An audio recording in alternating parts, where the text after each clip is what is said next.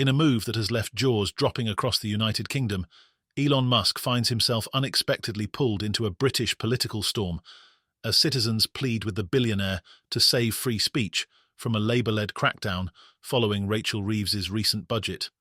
Yes, you heard that right. Britons are now reaching across the Atlantic, asking Elon Musk, the man who helped power Donald Trump's campaign in the United States, to step into UK politics to curb Labour's so-called tyranny of taxation. The plea was revealed by none other than Musk's own father, Elon Musk, during a fiery appearance on Good Morning Britain, and it's sparking outrage, fury, and intense debates over the future of freedom and fairness in Britain. This is no ordinary political plea, it's a full-blown scandal with international implications. Elon Musk didn't mince words, accusing the Labour Party of trying to tax their way out of hard times and calling Prime Minister Keir Starmer's government a lazy man living on his mother's savings. Now, Elon Musk's revelations have set off a frenzy, as Elon himself weighs in with some cryptic yet damning comments, while the UK government reels under increasing scrutiny and an unexpected transatlantic rift. It all started last week when Chancellor Rachel Reeves delivered a highly controversial budget that raised taxes by a jaw-dropping £40 billion. Aimed at boosting public services, Labour defended the budget as a necessary corrective measure, citing a £22 billion black hole inherited from previous Conservative administrations. But Reeves's so-called budget for the broadest shoulders has ignited a powder keg among those already critical of Labour's approach. Among them, surprisingly, are farmers who feel they've been betrayed as the new tax laws target farms valued over £1 million, often multi-generational family businesses that suddenly face taxes at unprecedented rates. The turmoil only escalated when Elon Musk publicly revealed that desperate British citizens were turning to Elon Musk for help in protecting their freedom of speech and, indirectly, their finances. Appearing on Good Morning Britain, Elon Musk shared that he had been bombarded with requests from Britons to implore Elon to intervene. "What's going on in England is not right," Errol fumed. "People are fed up with a government that's trying to tax itself out of trouble." Comparing Labour's tax hike strategy to a lazy man living on his mother's savings, Errol argued that Britain needed a serious overhaul in governance, not a budgetary band-aid. Elon Musk himself, seemingly fired up by his father's remarks, took to X, formerly Twitter, to subtly denounce Labour's budget by stating, "We should leave the farmers alone." The billionaire's tweet exploded online, with supporters rallying behind him and critics questioning whether the world's richest man should meddle in UK affairs. But Elon's involvement goes deeper than a single tweet. Sources close to Musk claim he has been holding private discussions with allies in Britain who are opposed to Starmer's administration, hinting at potential direct action if Labour's policies continue to stifle what Musk perceives as basic freedoms. Labour, however, has not backed down, defending its tax-heavy strategy as essential for rebuilding our public services. Reeves maintains that the budget is necessary to restore stability and has dismissed the criticism from Musk's camp as the outcry of a privileged elite unwilling to shoulder their fair share. Yet Labour's defence has done little to quell the outrage from the farming community, who feel they've been blindsided by a Prime Minister who once promised them protections. Musk's endorsement of the farming community's concerns has only emboldened this faction, escalating the conflict to a point where Labour can no longer ignore it.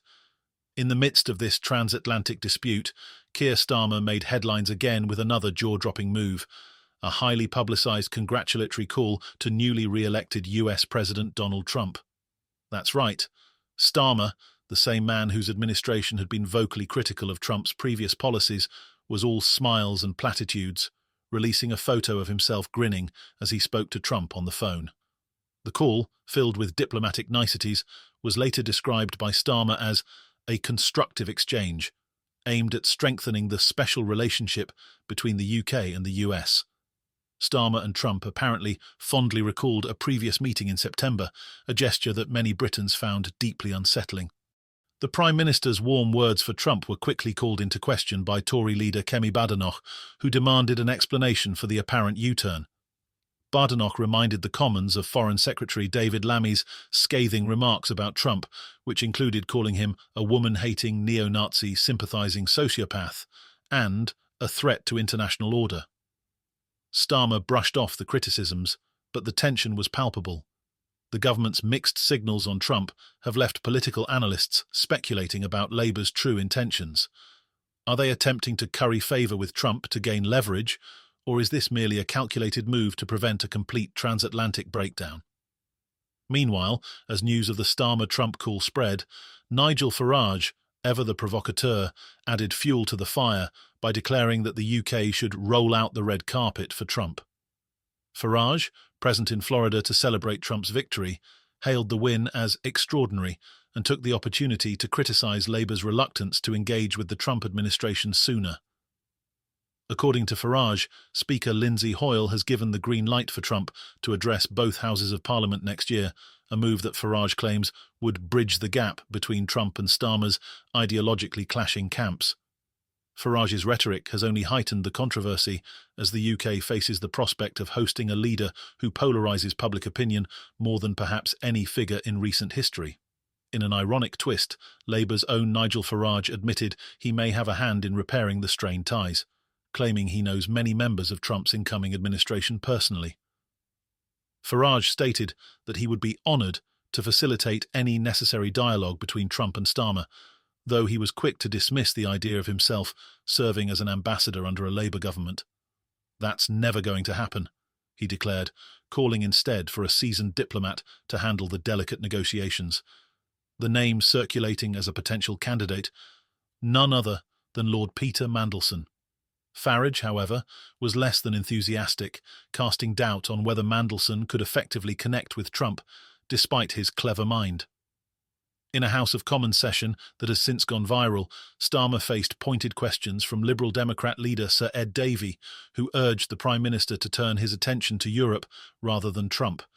Davey highlighted Trump's recent praise of Vladimir Putin and warned that aligning too closely with the Republican leader could alienate Britain's European allies.